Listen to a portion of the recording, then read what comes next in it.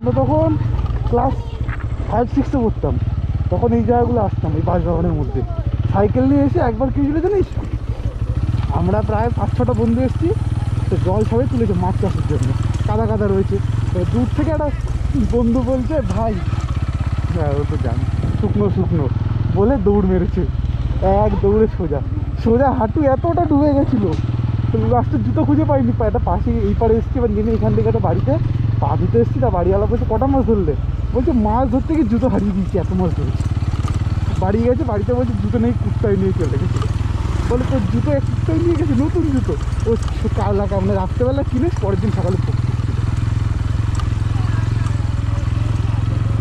মানে হেভি ছবি তুলতাম ভাই, হেভি সুন্দর সুন্দর।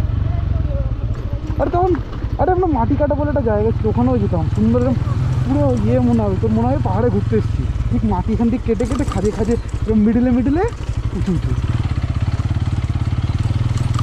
হেভি সুন্দর জায়গা। কিন্তু এখন দিকে যাই না, অনেক বছর হয়ে গেছে। আমরা ছোটোবেলায় সাইকেল নিয়ে কম বাথরুম করেছি।